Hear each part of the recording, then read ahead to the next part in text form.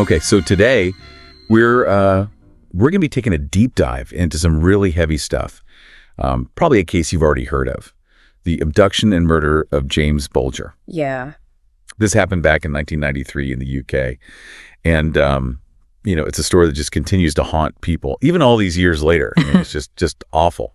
But we're going to try to unpack it as best we can using all the research that you've done. Right. And I think it's a case that really makes us think about, some pretty dark stuff about human nature, really, and what we think we understand. Yeah. So let's set the scene a little bit. So picture this. 1993, just a normal day, all right? Yeah. Bootle, Merseyside. James Bulger, he's 2 years old. He's out shopping with his mom, Denise. Right. And it's, what are those things? Like you look away for a second, just a split second. In this case, she's at a butcher shop. And in that tiny little moment, James is lured away. Mm-hmm. And the thing is, it's not by some, shadowy adult figure. It's by two 10-year-old boys, Robert Thompson and John Venables. That's one of the things that really gets to people about this case, right? It's that ordinariness of it all that suddenly turns horrific. Yeah. And you said it, a busy shopping center, broad daylight. Right. And it's not like nobody saw anything. Right. Several people saw James. He was obviously upset, distressed, being led away by these older boys. But nobody, and this is the crazy part, nobody did anything effective to stop it. It makes you wonder, what would any of us really do in that situation? I mean, do you think you would have known what to do? It's hard to say. It really is. And, you think about that 3-mile walk they took him on. 3 miles. It's a long way. It's a long way, especially for a little kid. And it wasn't like some, hidden thing. Yeah. This was all out in the open. They stopped at a pet shop. People saw them. It's chilling. It really is. I remember that CCTV image. I mean, it was everywhere, wasn't it? The grainy picture of Thompson and Venables leading James away. It was just like this symbol of how vulnerable, kids are. And I think it made everyone confront this really uncomfortable truth that kids, even little kids, can do terrible things. Oh, absolutely. And the media, they went crazy, right? It was like nothing anyone had ever seen before. Yeah. The Guardian, they had this quote. They described the boys in the courtroom as being in a cage in a freak show. Wow. Which, in a way it was this really disturbing spectacle, right? Yeah. These kids on trial for murder and their age. That's the thing. I think that's at the heart of why people reacted the way they did. It just blew apart all these ideas we have about childhood innocence. It's true. It's like this question of, where does evil come from? Is it something we're born with, or is it something we learn? It's a really tough question to answer, Absolutely. And the question everyone wanted answered, of course, was why? Yeah. Why would two 10-year-olds do something so horrific? Yeah. And that's where things get really murky, don't they? Yeah, they do. I mean, there's no easy answer, right? Even after all this time, all the analysis, nobody really knows for sure. Yeah. Some experts say, well, maybe it was just a spontaneous thing. They panicked, things got out of hand. But the thing is, the brutality of it all, the evidence of sadism, that doesn't really fit with a purely impulsive act, does it? It's hard to reconcile those two things. It really is. And back then, people looked at everything, their backgrounds. They both had some trouble there. They'd been bullied. Right. There was even this one psychoanalyst who said maybe they were, projecting their own hatred of vulnerability onto James. That's a really interesting take. And then, of course, you have the whole debate about violent media. Right. The fact that Venable's father had rented that Child's Play 3 movie not long before. Yeah. That really fueled speculation, didn't it? Like, maybe they were copying what they saw? Yeah, the whole copycat theory. Yeah. To be fair, there wasn't really any solid evidence for that, But it definitely tapped into a much bigger worry people had, especially back then. There was this growing concern about, what kids were seeing on TV and in movies and in video games. Oh, yeah. It was a big moral panic at the time. It was. And the Bulger case, it just became this lightning rod for that whole debate. Absolutely. And it's important to remember, Child's Play 3, it wasn't the only film that got scrutinized. The media at the time tried to link the case to other violent movies, too. Right. Even though, there wasn't really any strong evidence to back that up, which I think just highlights how when something this awful happens, people really grasp for easy answers. They want someone or something to blame. It's true. It's true. It's really easy to oversimplify things, especially when you're dealing with such a complex tragedy.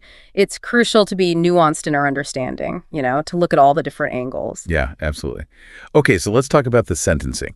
So initially, Thompson and Venables got 8 years. 8 years. Which a lot of people felt, and I think understandably so, was just way too lenient for what they did. Yeah. And there was a huge public outcry, fueled, of course, by the media coverage. And the Sun newspaper, they launched this petition. Right. It really put a lot of pressure on the government. And eventually, Michael Howard, who was the Home Secretary at the time, he stepped in. And that intervention, it's still debated today, isn't it? I mean, some people argue that Howard was basically caving to public and media pressure. It wasn't just about legal judgment. Yeah, it's a really good point. It was a really controversial move. He increased their sentence to 10 years. Wow. And then later even bumped it up to 15. 15. Yeah. And it really brought this whole punishment versus rehabilitation debate to the forefront. What was the goal here? Were we trying to punish these boys or were we trying to rehabilitate them? Yeah, that's a tough one. I mean, how do you even begin to rehabilitate kids who've done something so terrible? I mean, is it even possible? That's the million-dollar question, isn't it? And then, on top of all that, when they were eventually released, they were given new identities. Right. Which, obviously that caused even more anger. People were worried about public safety. Yeah. And, you can understand that. Absolutely. The victim's family, they have a right to know where their child's killers are. Right. It's a really difficult situation ethically. I mean, on the one hand, you have the public's right to safety, and you have the pain of the victims' families. Right. But on the other hand, do you take away someone's chance to start over, even if they've done terrible things? Yeah, it's a really hard line to draw. Mm-hmm. And of course, like you said earlier, true anonymity is basically impossible these days. Right. With the internet and everything. And in 2004, Denise Fergus, James's mother, she did manage to track down Thompson. Really? Yeah. She found out his new identity. It's a tragic reminder that for the families, there really is no closure, is there? You can't just escape the pain of something like that. No. And the Bulger case, it just continues to cast a long shadow, doesn't it? Even decades later. It really does. And, the story takes another dark turn. In 2010, John Venables is arrested again. Oh, wow. Yeah. And that arrest brought back the same questions we've been wrestling with this whole time. Can someone who does something this horrific as a child ever really be rehabilitated? I mean, is it even possible? That's a huge question. It is. And that's actually where we're going to pick up in part 2 of our deep dive. We'll delve into the specifics of Venables' arrest. And, we'll talk about what it means for this whole debate about rehabilitation and, how it basically brought all those fears and anxieties that the original case stirred up right back to the surface. It's going to be heavy, but yeah, I think it's important we talk about it. I agree. So we left off with John Venables getting arrested back in 2010. And it wasn't, just some small thing. Right. It's serious stuff. He was caught with child pornography. Yeah. And that was, talk about a gut punch for anyone who is, hoping that he could actually turn his life around. Absolutely. And it wasn't like he just slipped up or something. This wasn't about bad habits. This went way deeper. Yeah. It was like this horrifying echo of what he did to James Bulger. Right. How could this be happening? And people were terrified and, furious. It felt like a betrayal. Like the system had failed to keep everyone safe from him. Yeah. You give someone a second chance, a whole new life, and they end up doing something that, in a way, is just like the horrible thing they did before. Mm-hmm. It's hard to wrap your head around. It really brings those questions back up, what is evil, really? Is it something you can fix, can rehabilitate, or are some people just born bad, no matter what you do? It's a scary thought. It is. And of course, the media, they went nuts. Oh, yeah. It was like, see, we told you so. Yeah. It fit perfectly into that whole evil child, now evil adult story. Yeah. And I think, it's worth remembering that all of this was happening as the internet was really taking off. And that changed things, didn't it? Suddenly it's so easy to access, terrible things. Right. And for people who are trying to, keep track of someone like Venables to make sure he's not a danger, well, the internet makes their job so much harder. So much harder. And it also makes you wonder, about those rehab programs he went through. Did they not work? Or was he just beyond help? It's It's hard to say. I mean, it could be a lot of things, right? Maybe there were problems with the programs. Maybe he didn't get the support he needed. Maybe the pressure of living with a fake identity, the whole lie. Maybe it was just too much. And then you throw in the internet. Yeah. The Independent, they did some reporting on Venables after he was released. They described him as living in this state of constant fear, like looking over his shoulder all the time, and just incredibly isolated. That's just heartbreaking. It is. And you have to wonder, how much did that isolation, that fear, play a role in all of this? Yeah. Like, was he just like on a downward spiral filled with guilt and shame and just didn't know how to stop it? It's definitely possible. When you take away someone's identity, their support system, their sense of belonging, it can really mess them up. And in his case, it seems like it manifested in a really, really disturbing way. It did. Mm-hmm. And I think it brings us back to that central dilemma, right? Like, how do we deal with cases like this? How do we balance the need to punish someone with the possibility that they might actually be able to change? Yeah. Especially when it's, kids who've done something awful. It's such a huge question for society. It is. I mean, do we go for retribution, make them pay for what they did? Or do we try to, to heal them, to rehabilitate them, to offer them some kind of redemption? And the Bulger case, it just became this lightning rod for that entire debate, didn't it? It did. It forced everyone to look at this really uncomfortable truth, that there are no simple solutions, no easy answers. Right. And that's, I think, something we have to keep in mind as we move forward. Absolutely. It's not just about law and psychology. It's about morals and ethics. Can someone who's done something so terrible actually change? And if they can, what does that even look like? What's the path to redemption? Wow. Yeah. Big questions. Big questions. And the Bulger case, it doesn't give us any easy answers, does it? It's shocking. It's disturbing. It's a lot to process. It is. It really makes you think about justice, about rehabilitation, and, about the fact that humans can be capable of such darkness, but also, that capacity for good. And I think it's important to step back a bit and look at this whole thing in a wider context. Like the Bulger case, it didn't happen in a vacuum. Yeah. It was like a mirror reflecting all these anxieties that were already brewing in the UK back then. Exactly. It was like a perfect storm, bringing all these fears about kids, about media, about society falling apart. It all just came crashing together. Right. And when we come back for part 3, I think we should dive into those anxieties, how this case kind of fueled them, and what it might tell us about ourselves as a society struggling with all this fear and uncertainty. So we've spent a lot of time going over this case, right? All the horrible details, the fact that it was kids who did it, the arguments about how long they should be locked up, and then Venables getting arrested again later on. Yeah. But like we were saying before the break, there's a bigger picture here. This case didn't just appear out of nowhere. Right. It was like it tapped into all these fears that people already had, fears about kids, about the media, about, society kind of falling apart. And it made all those fears so much worse. Exactly. It was like this focal point, right, where all these anxieties just came together and exploded.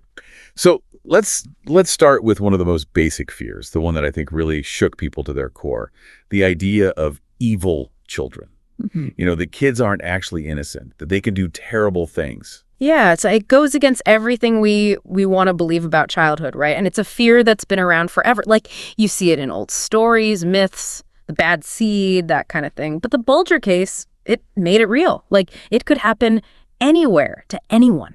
And suddenly, parents are looking at their own kids, even little kids, and they're thinking, could they be capable of something like that? I mean, that's got to be terrifying. It is. And the media, they didn't help, did they? They just played into that fear big time. Headlines about monsters and evil being born, not made. It was like they were feeding this primal fear that evil could be anywhere, hiding in plain sight. Yeah, and it messes with your whole understanding of the world, doesn't it? Like, who's good, who's bad. It's not as simple as we like to think it is. Nope. And when something like this happens, people scramble for an explanation. They want to make sense of it. And in the early 90s, one of the easiest targets was, violent media. Right. Video games, movies, all that. Especially that Child's Play 3 connection. It was weak, really, but people latched onto it. Like, oh, see, they saw it in a movie and then they did it in real life. Right. Like, it was that simple. But it ignores so much, right? Individual psychology, social factors, all of that. But it fed into this bigger worry that was already there. That violent entertainment was making people, especially kids, less sensitive to violence. And I get it, as a parent, you're trying to protect your kids from all the bad stuff out there. And then this happens. And it's like, what can you do? It feels like the bad stuff is coming right into your home through the TV, the video games. It's like this loss of control, a sense of helplessness. If something like the Bulger case can just happen out of the blue, how can you protect anyone? How can you be sure? It's a tough question. And I think that feeling of helplessness, it makes people want to find something, anything they can control. So they blame the media. They call for censorship. It's like they're trying to grab onto something, anything, to feel less powerless in this world that suddenly feels really chaotic and dangerous. And the Bulger case, it also played into another big fear in Britain at the time, this idea of a broken Britain, like the country was falling apart, values were disappearing, crime was going up.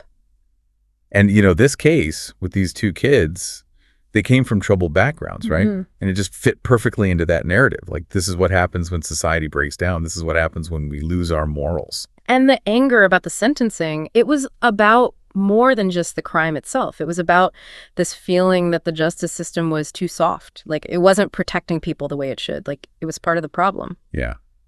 It's interesting, isn't it, how one case can become this symbol for so many different things. Yeah. It's not just about what happened, but what people think it means about the state of the world. Exactly. It's a reflection of all those anxieties, all those fears about the future, about where we're headed as a society. And those fears, they haven't gone away, have they? They're still with us. So where does that leave us? We've gone through a lot with this deep dive into the James Bulger case. What are the big takeaways? What have we learned? Well, I think one thing's for sure. Easy answers, they're not going to cut it. This case shows us that people are complicated. There's no single reason why someone does something terrible. It's always a mix of things, and sometimes those things are hard to figure out. And we need to be careful, right? We can't just jump to conclusions. We need to talk about these things. Childhood, crime, the media, in a way that's smart, that takes all the nuances into account. Right. We need to be thoughtful. We need to be informed.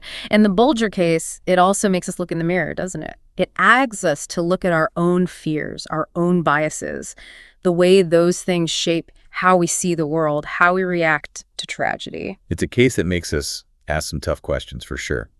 About evil, about second chances, about how we find justice and how we heal, even when something truly awful has happened. And maybe, most importantly, it reminds us to be empathetic, to try and understand everyone involved, even when it's hard, even when we're horrified by what happened. Well said. The James Bulger case, it's a story that's going to stick with us, I think. It's a story that makes us think, makes us question, makes us talk about the hard stuff. And on that note, we're going to leave you to ponder. Until next time, keep diving deep.